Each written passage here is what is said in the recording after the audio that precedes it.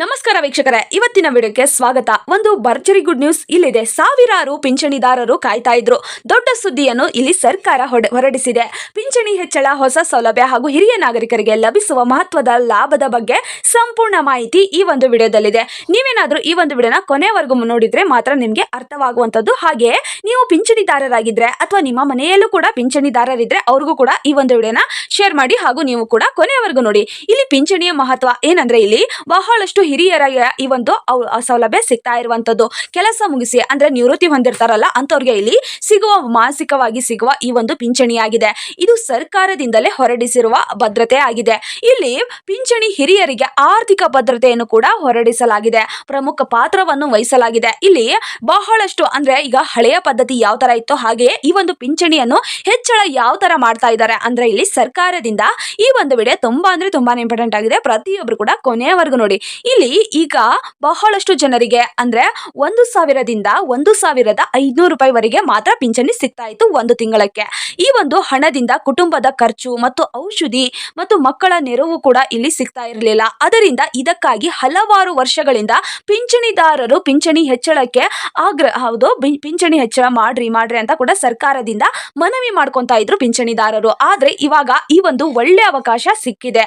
ಇದರಲ್ಲಿ ಕೇಂದ್ರ ಸರ್ಕಾರ ಈ ಒಂದು ಯೋಜನೆಯಲ್ಲಿ ಕೇಂದ್ರ ಸರ್ಕಾರ ಇಲ್ಲಿ ಹೊಸದಾಗಿ ಜಾರಿಗೆ ತಂದಿದೆ. ಏನಂದ್ರೆ, ಈ ಒಂದು ವಿಡಿಯೋನ ಮುಂದುವರಿಸುವ ಮೊದಲು ಹಾಗೂ ನೀವೇನಾದ್ರೂ ಮೊದಲನೇ ಬಾರಿಗೆ ನಮ್ಮ ಚಾನಲ್ಗೆ ಭೇಟಿ ನೀಡಿದ್ರೆ ಹಾಗೂ ಯಾರು ಕೂಡ ಇನ್ನೂ ಸಬ್ಸ್ಕ್ರೈಬ್ ಆಗದಿದ್ದಾರೆ ಈ ಕೆಳಗಡೆ ಕಾಣುವ ಸಬ್ಸ್ಕ್ರೈಬ್ ಬಟನ್ ಮೇಲೆ ಕ್ಲಿಕ್ ಮಾಡಿಬಿಟ್ಟು ಪ್ರತಿಯೊಬ್ರು ಕೂಡ ಸಬ್ಸ್ಕ್ರೈಬ್ ಆಗಿ. ಹಾಗೆ ಯಾರೆಲ್ಲ ಈ ಒಂದು ವಿಡಿಯೋನ ನೋಡ್ತಾ ಇದ್ದೀರೋ ಒಂದೇ ಒಂದು ತಪ್ಪದ ಲೈಕ್ ಅನ್ಕೊಟ್ಟು ನಿಮ್ಮ ಫ್ರೆಂಡ್ಸ್ಗೂ ಕೂಡ ಈ ಒಂದು ವಿಡಿಯೋನ ಶೇರ್ ಮಾಡಿ.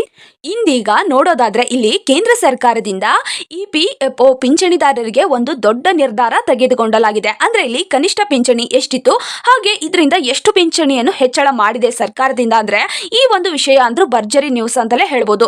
ಏನಂದ್ರೆ, ಇಲ್ಲಿ ಕನಿಷ್ಠ 1,000 ಇದ್ದ ಹಣವನ್ನು 7,500ಕ್ಕೆ ಹೆಚ್ಚಳ ಮಾಡಿದ್ದಾಗಿದೆ. ಹೌದು, ಇದಕ್ಕೆ ಜೊತೆಗೆ DA ಕೂಡ ಸಿಗ್ತಾ ಇರುವಂತದ್ದು. ಅಂದ್ರೆ ಇಲ್ಲಿ ದುಬಾರಿ ಭತ್ಯೆ ಕೂಡ ಸಿಗ್ತಾ ಇರುವಂತದ್ದು. ಇಲ್ಲಿ ಪಿಂಚಣಿ ಜೊತೆಗೆ DA ಕೂಡ ಸೇರಿ ಹಿರಿಯರಿಗೆ ಹೆಚ್ಚು ಸಹಾಯವಾಗಲಿದೆ ಅಂತ ಕೂಡ ತಿಳಿಸಲಾಗಿದೆ ಸರ್ಕಾರ. ಈ ನಿರ್ಧಾರದಿಂದ ಲಕ್ಷಾಂತರ EPFO ಪಿಂಚಣಿದಾರರಿಗೆ ನೇರ ಲಾಭ ಕೂಡ ಸಿಗ್ತಾ ಇದೆ. ಇವುದಂತರೂ ಒಳ್ಳೆ ಅವಕಾಶ ಅಂತಲೇ ಹೇಳ್ಬೋದು. ಅಂದ್ರೆ ಇಲ್ಲಿ ಉದಾಹರಣೆಗೆ ಹೇಳೋದಾದ್ರೆ, ಇಲ್ಲಿ ಒಬ್ಬ ನಿವೃತ್ತಿ ಕಾರ್ಮಿಕ ಈಗ 1,000 ಪಡೆಯುತ್ತಿದ್ರೆ ಪಿಂಚಣಿಯನ್ನು ಹೆಚ್ಚಳದ ನಂತರ 7,500 ರೂಪಾಯಿ ಪ್ಲಸ್ ಅಂದ್ರೆ ಅದರ ಜೊತೆಗೆ DA ಸೇರಿ ಸಿಗಲಿದೆ. ಈ ಒಂದು ಸೌಲಭ್ಯ ಸಿಕ್ಕ ನಂತರ ಅವರ ಜೀವನವನ್ನು ಸಾಗಿಸಲು ಸುಲಭವಾದ ದಾರಿಯಾಗಿದೆ ಅಂತ ಕೂಡ ಇಲ್ಲಿ ಸರ್ಕಾರದಿಂದ ತಿಳಿಸಿದೆ. ಇಲ್ಲಿ ಸರ್ಕಾರದಿಂದಲೇ ಕೇಂದ್ರ ಸರ್ಕಾರದಿಂದ ಈ ಒಂದು ಹೊಸ ಅಧಿಸೂಚನೆ ಹೊರಡಿಸಲಾಗಿದೆ. ಈ ಒಂದು ಹೊಸ ಅಧಿಸೂಚನೆ ಏನಂದ್ರೆ, EPFO ಈಗಾಗಲೇ ಅರ್ಜಿದಾರರನ್ನು ಸ್ವೀಕರಿಸಲಾಗಿದೆ.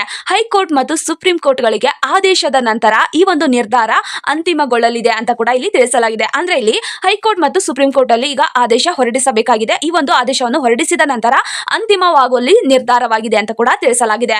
ಮತ್ತು ಇಲ್ಲಿ ಪಿಂಚಣಿದಾರರಿಗೆ ಹೆಚ್ಚುವರಿ ಪಿಂಚಣಿ ಪಡೆಯಲು ಅರ್ಜಿ ಹಾಕುವ ಅವಕಾಶ ಕೂಡ ನೀಡಲಾಗಿದೆ. ಮತ್ತು EPFO ಪೋರ್ಟಲ್ ಮೂಲಕ ಅರ್ಜಿಯನ್ನು ಸ್ಥಿತಿಯ ಪರಿಶೀಲಿಸಿ ಅರ್ಜಿಯನ್ನು ಹಾಕಬಹುದು.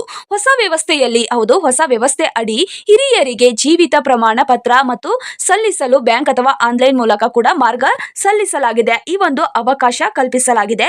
ಮತ್ತು ಇಲ್ಲಿ ಪಿಂಚಣಿದಾರರಿಗೆ ಹೇಗೆ ಲಾಭ ಸಿಗ್ತಾ ಇದೆ ಅಂದ್ರೆ, ಇಲ್ಲಿ ಕನಿಷ್ಠ ಪಿಂಚಣಿ ಹೆಚ್ಚಳವಾಗ್ತಾ ಇದೆ ಮತ್ತು DA ಜೊತೆಗೆ ಹೆಚ್ಚುವರಿ ಪಿಂಚಣಿ ಸಿಗ್ತಾ ಇರುವಂತದ್ದು. ಮತ್ತು ಇಲ್ಲಿ EPFO ಆನ್ಲೈನ್ ಮೂಲಕ ಪೋರ್ಟಲ್ ಮೂಲಕ ಸುಲಭವಾಗಿ ಸೇವೆ ಸಲ್ಲಿಸಲಾಗುವಂತದ್ದು ಮತ್ತು ಬ್ಯಾಂಕ್ ಖಾತೆಗೆ ನೇರವಾಗಿ ಪಿಂಚಣಿ ಕೂಡ ಜಮಾವಾಗುವಂತದ್ದು.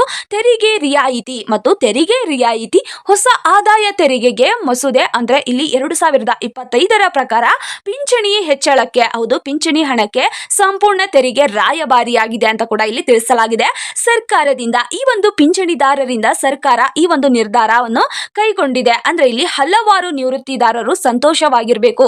ಇದರಿಂದ ಇಷ್ಟು ವರ್ಷಗಳಿಂದ ಬಳಿಕ ನಮಗೆ ಗೌರವ ತಂದು ಕೊಟ್ಟವರಿಗೆ ನಿರ್ಧಾರವನ್ನು ಸಲ್ಲಿಸಬೇಕು ಅಂತ ಕೂಡ ತಿಳಿಸಲಾಗಿದೆ. ಕುಟುಂಬದವರ ಮಾತು ಅಂದ್ರೆ ಇದರಿಂದ ಹೌದು, ಇಲ್ಲಿ ವೈದ್ಯಕೀಯರಿಗೆ ಖರ್ಚು ಮತ್ತು ಔಷಧಿ ದಿನನಿತ್ಯ ಖರ್ಚು ಸುಲಭವಾಗಲಿದೆ ಅಂತ ಕೂಡ ತಿಳಿಸಲಾಗಿದೆ.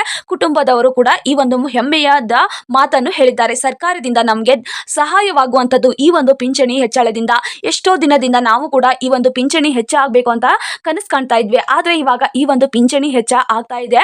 ಅದರಿಂದ ನಮಗೆ ಖರ್ಚು ಸ್ವಲ್ಪ ಕಡಿಮೆ ಆಗುವಂತದ್ದು. ಔಷಧಿಗೆ ಎಷ್ಟೋ ಖರ್ಚು ಬೇಕಾಗುವಂತದ್ದು ತಿಂಗಳಿಗೆ.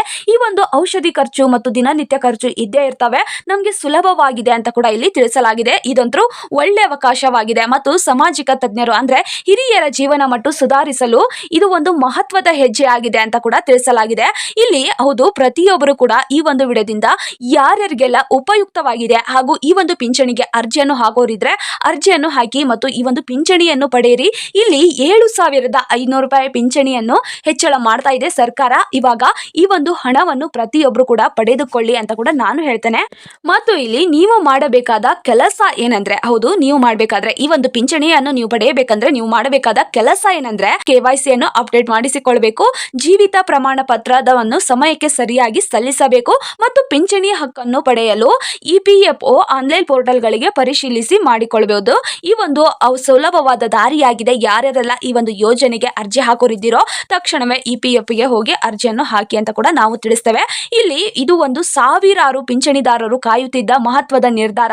ಕನಿಷ್ಠ ಪಿಂಚಣಿ 7,500 ರೂಪಾಯಿ ಪ್ಲಸ್ DA ಹೆಚ್ಚಳದಿಂದ ಹಿರಿಯರಿಗೆ ಜೀವನ ಸುಧಾರಿಸಲು ಮತ್ತು ನೀವು ಈ ಒಂದು ಮಾಹಿತಿ ಇತರ ಪಿಂಚಣಿದಾರರಿಗೂ ತಲುಪಿಸಿ ಎಲ್ಲರಿಗೂ ಕೂಡ ಇದೊಂದು ಗುಡ್ ನ್ಯೂಸ್ ಆಗಲಿ ಅಂತ ಕೂಡ ನಾವು ಹೇಳ್ತೇವೆ. ಈ ಒಂದು ಪ್ರತಿಯೊಬ್ಬರು ಕೂಡ ಈ ಒಂದು ಪಿಂಚಣಿ ಹಣವನ್ನು ಪಡೆದುಕೊಂಡು ಯಾರ್ಯಾರಿಗೆಲ್ಲ ಈ ಒಂದು ವಿಡಿಯೋದಿಂದ ಇಷ್ಟವಾಗಿದೆ ಅಥವಾ ನಿಮ್ಮ ಮನೆಯಲ್ಲಿ ಹಿರಿಯರಿದ್ರೆ ಅವ್ರಿಗೂ ಕೂಡ ಈ ಒಂದು ವಿಡಿಯೋನ ಶೇರ್ ಮಾಡಿ. ಅವರು ಕೂಡ ಈ ಒಂದು ವಿಡಿಯೋಗೆ ಅರ್ಜಿ ಹಾಕಬಹುದು. ಈ ಒಂದು ಯೋಜನೆಗೆ ಅವರು ಕೂಡ ಅರ್ಜಿ ಹಾಕಬಹುದು. ಪ್ರತಿಯೊಬ್ಬರು ಕೂಡ ಈ ಒಂದು ವಿಡಿಯೋನ ಕೊನೆಯವರೆಗೂ ನೋಡಿದ್ದಕ್ಕೆ ಹೃದಯಪೂರ್ವಕವಾದ ಧನ್ಯವಾದಗಳು. ಹಾಗೆ ಈ ಒಂದು ವಿಡಿಯೋ ನಿಮಗೆ ಇಷ್ಟವಾದ್ರೆ ಪ್ರತಿಯೊಬ್ಬರು ಕೂಡ ಸಬ್ಸ್ಕ್ರೈಬ್ ಮಾಡ್ಕೋಬಹುದು.